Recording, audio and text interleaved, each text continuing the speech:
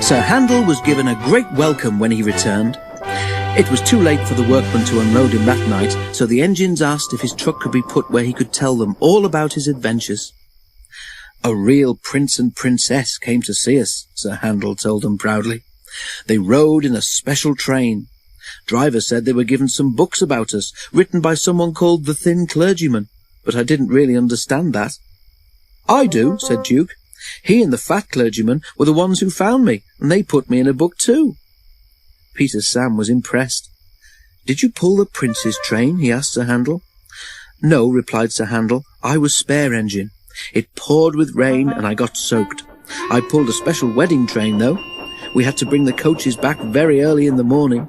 I've never been out at that time of day before. Peter Sam told Sir Handel about his tangle with the brambles. Sir Handel laughed. I know what you mean, he said. I had an adventure a bit like that just before I came away. It was a wet day and I didn't want to go out, but driver said I must. Well, we set off. Luckily, the train wasn't very full, so we got on all right, even though it was raining.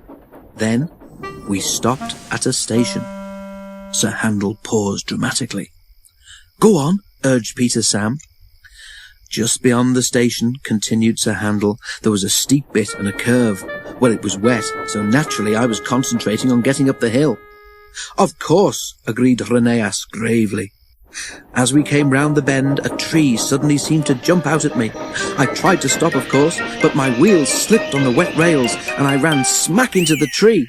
It hurt, I can tell you. It must have done, agreed Duke, and there were sympathetic murmurs from the others.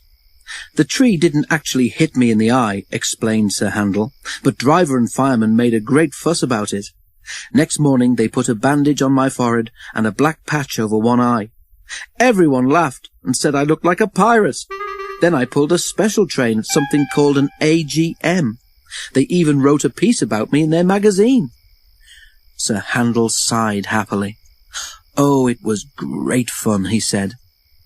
Did you see my twin, Tallyclyn? Asked Skarloey. He was in another part of the shed, replied Sir Handel. The other engines told me that he's on the mend and he'll be back at work soon. He's lucky. He's got a lovely railway. Sir Handel closed his eyes, remembering. All the same, he added, it's good to be home. Duke smiled in the darkness. I know what you mean, he agreed.